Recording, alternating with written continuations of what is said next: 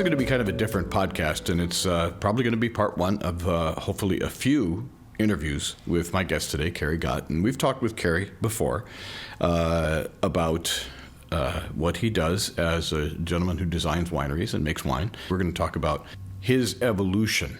So, Cary, welcome. Thank you very much for being here again today.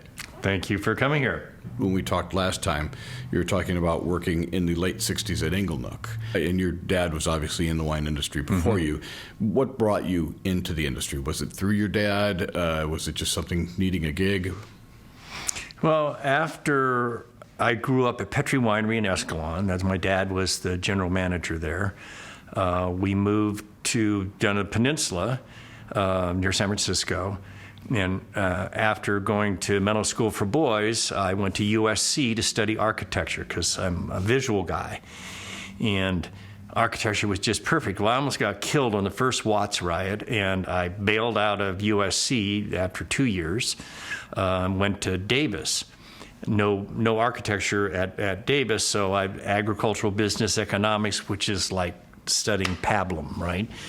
And I took a course, Introduction to Wine for Americans, taught by Maynard Amarine. And Amarine is one of those professors, among others at Davis, that really resurrected the California wine industry, or helped resurrect the industry after Prohibition.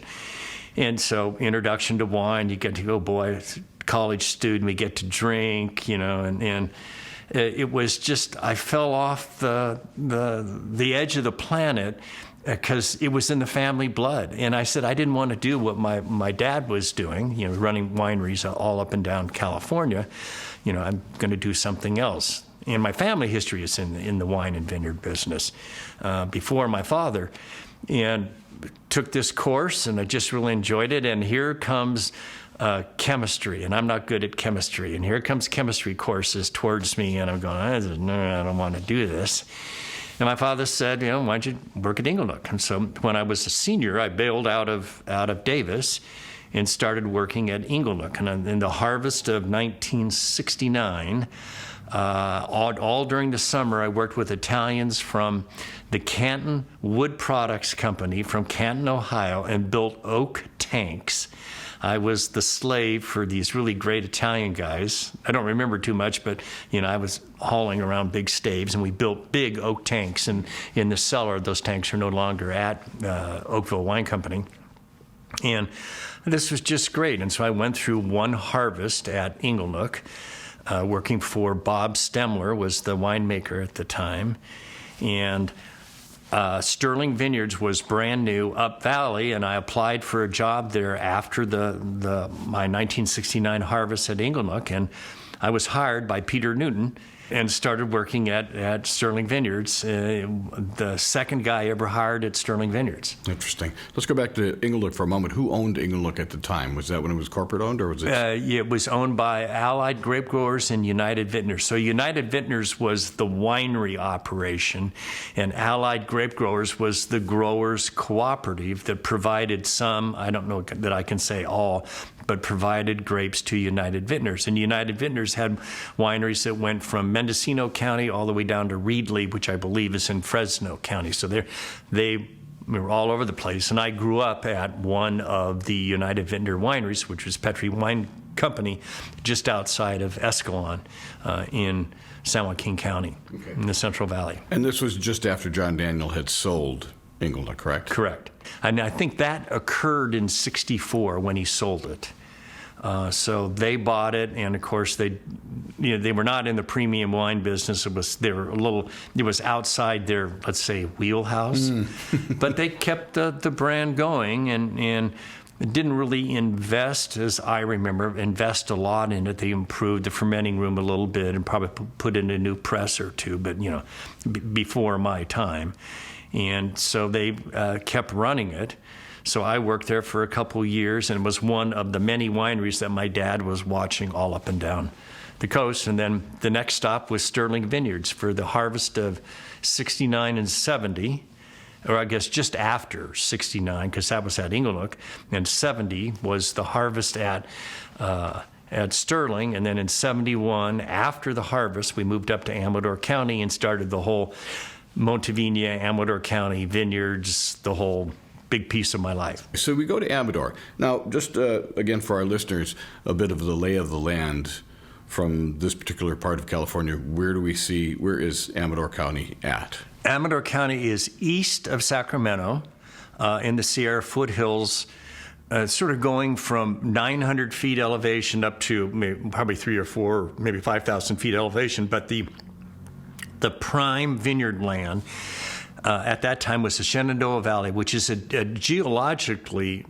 identifiable from space area outside of the town of Plymouth, and it's on the other side of the Mother Lode. So the Mother Lode basically runs underneath Highway 49, the 49ers, and just outside of that, and Plymouth was a big gold mining town, was this area that grew great grapes.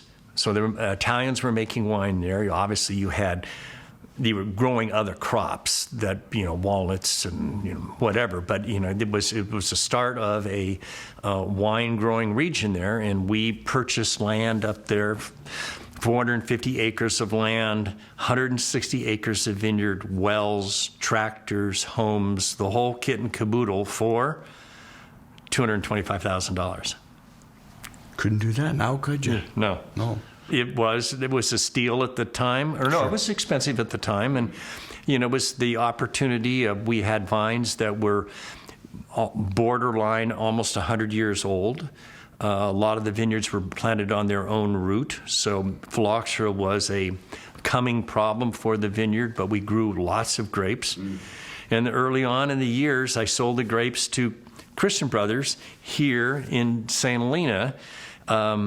That would have gone to where CIA is now. That was Greystone, and it was a big winery. Yeah, very big. And we would pick grapes starting in the morning and load the trucks up. And then in the afternoon, I'd drive over to St. Helena and sell the grapes to Christian Brothers, and then drive home, eat a little bit of food, get up the next day and pick grapes again. It was a great time of life. Yeah, I bet. And right across. Thank God that didn't go on all year. No, that would have been a bit of something. Whatever happened to Christian Brothers? I never really been clear on that. Christian Brothers was wine production and an important brandy production, and they had the vineyard down, or the winery down in Napa, and then Christian Brothers, and the wines were sold by Frome and Chichel, and it was a brand that never really went too far. They sold quite a bit of wine, but the brothers that were in it weren't really in the long-term stretch of investing capital in the wine business. And Frome and Chichel was sold, I believe is correct, and their distribution arm kind of disappeared. They built the big winery where Sutter Home is now, their modern facility, which they call Main Street here in town. Sure. They built that, and at about the same time, the brand just kind of went neutral. And I don't really know more about it than that. All I know is I, at one point, farmed 160 acres of vineyard down in Napa, just almost across the street from Laird, and that was originally a Frome and Chichel Christian Brothers vineyard, and that all disappeared. End up in the world of Seagram, because Seagram bought Paul Masson, which got some of the Frome and Chichels, and there was this mix of big corporations starting to get involved with the wine business here in the Valley and the wine business here in California. And as you said before, many of them really not understanding fine wine, nor having any great interest in really growing that as a brand. Right. Yeah. They were making wine, yeah. And it was a brand. Yeah. And big deal that it came from Napa Valley. And they also made spirits, and they also made beer. They made a lot of money on brandy. They made a lot of money. Yeah, there you go. So Amador, was that a little bit of the Wild Wild West when you were there, or was it really forming? There was one winery in Amador, D'Agostini. So the D'Agostini brothers ran it. There was 3 or 4 brothers, a very old, funky Italian winery. I'm sure if you were to analyze any of the old wines that they made at the time, you would find all kinds of defects that would be in the modern realm, but it made the style of wine at the time. So they had basic vineyards, little hillside vineyards, and an old winery. In fact, actually, some of the oak tanks were in the winery were supposedly made from oak trees that they fell on the property and somehow turned them into oak tanks.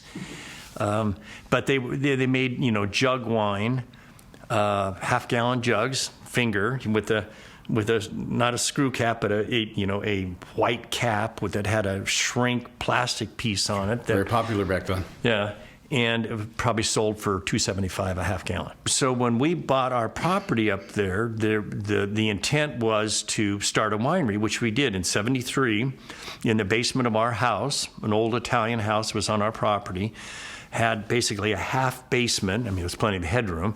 And I built a crush pad outside, and I bought some of the original tanks that Santa Rosa Stainless Steel ever built, a small crusher and a Vaseline press, and I went into the wine business. And in the first year, 1973, we crushed 39.54 tons of Zinfandel and made Zinfandel Nuevo, carbonic maceration Zinfandel, that I released on November the 15th. So we crushed the grapes in September, and November 15th, in tradition of Beaujolais, I released my very first wine.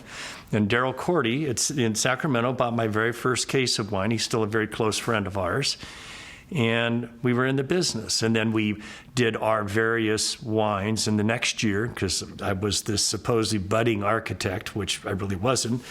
I built our first winery building, 5,000 square feet of metal building, insulated metal building, and a 2,500 square foot crush pad outside covered. So it was a big metal building and asphalt around it and stuff. And that was our first winery building. And about 6, 7, or 8 years later, I designed another one, although in conjunction with an architect named Norm Tilley. And we did our much more modern winery addition building, which had a tasting room and the bottling line and case storage and stuff. That building still stands because Montevina is owned by Sutter Home now. My original winery building, they tore down for the construction of their big modern winery that they have there on Shenandoah School Road. So as I said, I called it the Wild Wild West. I mean...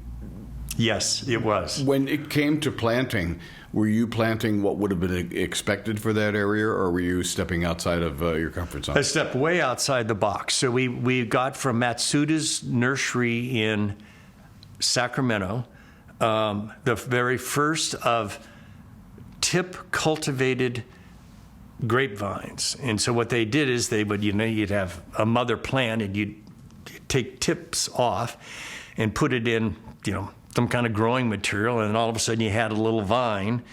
They were not grafted.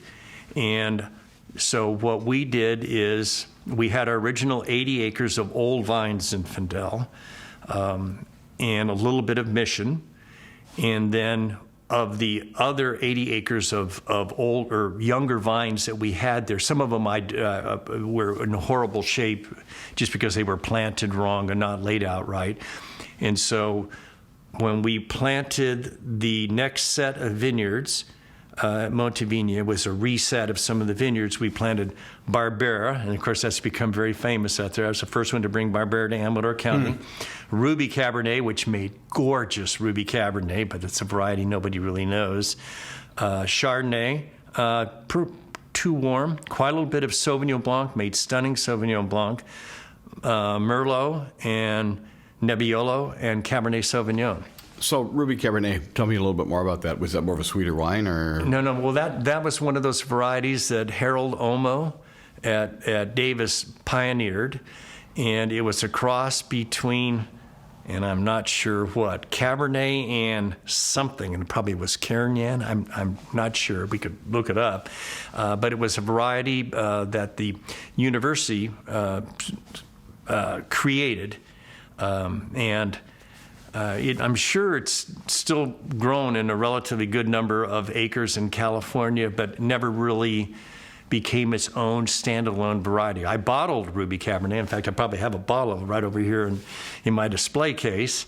And it made big but kind of soft, dark red wine. Yeah, it strikes me as being a budget wine more than anything else, just by the name. Yeah. That's fair to say? Yeah. Yeah. from a marketing point of view, moving to somewhere like this where there aren't a lot of other wineries, that had to put you in kind of a weird spot. No, it was actually a very favorable spot, mainly because Daryl Cordy, who is still an extremely important person in the wine business. That was the Berkeley Wine and Food Society. He traveled around the world. He spoke, and it's just this wine guy. And it's a delicatessen grocery store in Sacramento. Cordy Brothers still exists, and he through contacts that he had and distributors, we were the classic little gem winery. We made very good wines. The pricing was very favorable, and we very instantly got distributors. About how many cases were you doing? When I left, we were about 30,000 cases. When we started, obviously 39, 40 tons, 620. The first year we made about 2,000 cases of wine. But it definitely grew, and I used to do a huge amount of traveling around the country selling Montevina. We were in Texas and Florida, New York, and Foremost McKesson was big in the wine distribution business at the time, and we were one of their darling child brands. It was Wild West, and when you look at Shenandoah Valley at the time, there was one winery, really, Montevina, and then all these other people started to show up because the land was cheap. You could buy grapes like from the Devers, and all of a sudden there was other wineries that showed up that wanted to start. They wanted to do what I did. Yeah, and I guess I'm wondering, was that exactly how it was? They said, okay, this guy's having that success, let's go after it. Yeah, that was Renwood. That was, before that, there was Story. And there was Shenandoah Vineyards, Ben Zeitman, the Coopers. Cooper's, a important little winery up there, is run by a woman named Jerry Cooper. She was the babysitter for our two sons. It's that kind of, and so the Coopers had their winery, and there was Clock Spring Vineyard. And, so it just grew. The Devers created their own winery. Yeah, so it was one of those that I just happened to be the first guy on first base, and people going like, God, I can buy land. I can buy 50 acres at, $5,000 an acre or something, and get into the wine business, plant some vineyards. And obviously the sophistication of what we did at the time was very different, because basically most of the vines that got planted then were ungrafted. And then, of course, that led to the huge problem of vineyards getting phylloxera. And then what did you have? You had dead vines.